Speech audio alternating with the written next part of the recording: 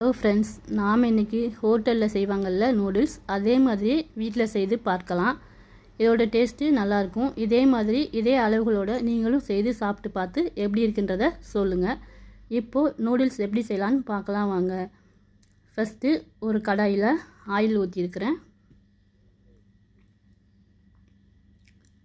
இப்போது ஒரு துண்டு இஞ்சி, ஒரு பச்சை மிளகாய், 2 பூண்டு இது எல்லாத்தையுமே கட் பண்ணி வச்சுருக்கேன். இதெல்லாம் எண்ணெயில் சேர்த்து லைட்டாக வதக்கிக்கிடலாம்.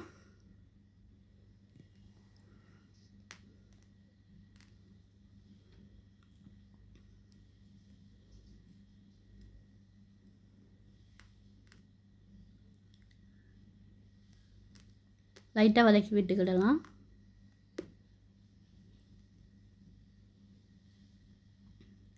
இந்த பூண்டு, இஞ்சி, மிளகாய் இதோட ஃப்ளேவர் வந்து நூடுல்ஸ்க்கு நல்லாவே இருக்கும். பொன்னிறமாக வர்ற வரைக்கும் வதக்கி விட்டுக்கிடலாம்.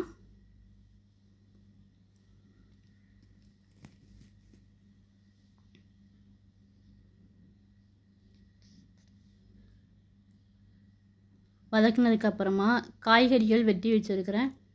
முட்டைக்கோஸ் நீலவாக்கில் அரிஞ்சு வச்சுருக்கேன். ஒரு 2 கேரட்டு அதுவும் நீலவாக்கில் அரிஞ்சு வச்சுருக்கேன். பீன்ஸு இதுவும் நீல சைஸில் கட் பண்ணிவிட்டு அதையுமே 2ஆக கட் பண்ணி இந்த மாதிரி வச்சுக்கிடணும். ஒரு 2 பெரிய வெங்காயம், கொடமிளகா இது எல்லாமே நீல சைஸில் கட் பண்ணி வச்சுக்கிடலாம். இந்த எல்லா காய்கறிகளையுமே உள்ளே சேர்த்து வதக்கி விட்டுக்கலாம். காய்கறி எல்லாமே பாதி அளவு வெந்து வந்தால் போதும், முழுசாக வேக வேண்டாம். அப்போ தான் நம்ம சாப்பிடும்போது அதோட டேஸ்ட்டு நல்லாயிருக்கும். இது கடைங்களெல்லாம் செய்வாங்கள்ல அந்த மாதிரி இருக்கும். பாதி அளவு வெந்து வந்தாலே போதும், முழுசாக வேக வேண்டாம். நல்லா கிளறி விட்டு வேக வச்சுக்கோங்க.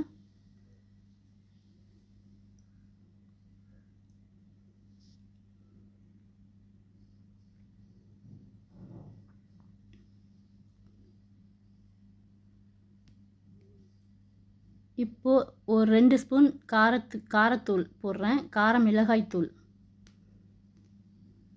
1 ஸ்பூன் மல்லித்தூள், தக்காளி சாஸ் 1 ஸ்பூன்,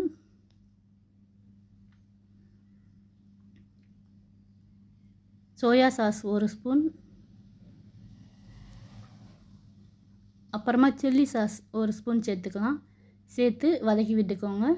இந்த சாஸ் எல்லாம் மிக்ஸ் ஆகணும்.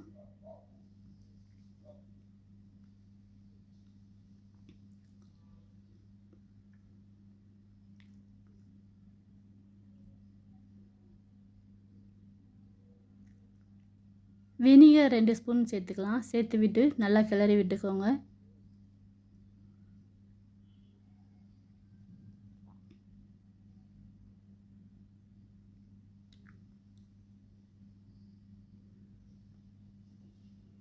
காய்கறி எல்லாம் பாதி அளவு வெந்திருக்கு. இந்த ஸ்டேஜில் ஏற்கனவே நூடுல்ஸு வேக வச்சு வச்சுருக்கேன். நூடுல்ஸ் வேக வைக்கும்போது தண்ணியில் ஆயில் அப்புறம் ஒரு கொஞ்சோண்டு உப்பு சேர்த்து வேக வச்சுருக்கிறேன். அப்போ தான் நூடுல்ஸ் வந்து ஒட்டாமல் ஒன்றோட ஒன்று ஒட்டாமல் வரும். இப்போ பாருங்கள், நல்லா உதிரி உதிரியாக இருக்குது. இந்த மாதிரி வரும். அதனால் நூடுல்ஸ் வேக வைக்கும்போது ஆயிலும் உப்பும் சேர்த்து வேக வச்சுக்கோங்க. ரொம்ப கிளற வேண்டாம், லைட்டாக இப்படி கிளறி கொடுத்துக்கலாம். இந்த மசாலாவோட மிக்ஸ் ஆகிற அளவுக்கு கிளறி விட்டாலே போதும்.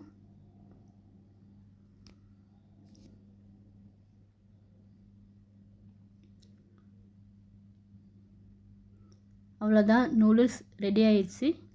இதே மாதிரி செய்து சாப்பிட்டு பார்த்து எப்படி இருக்குன்னு சொல்லுங்கள்.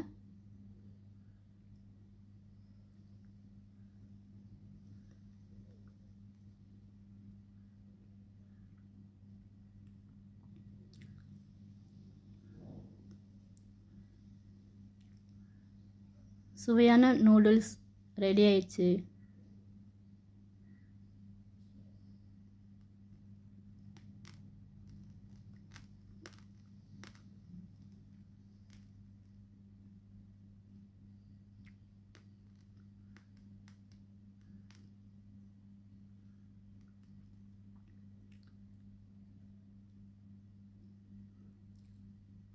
இப்போ பாருங்கள், நூடுல்ஸ் எவ்வளோ சூப்பராக வந்திருக்குன்னு. அதாவது நூடுல்ஸ் வந்து ஒன்றோட ஒன்று ஒட்டாமல் நல்லா உதிரியாக வந்திருக்கு. இதே மாதிரி செஞ்சு சாப்பிட்டு பாருங்கள், எப்படி இருக்குன்றத சொல்லுங்கள். நன்றி.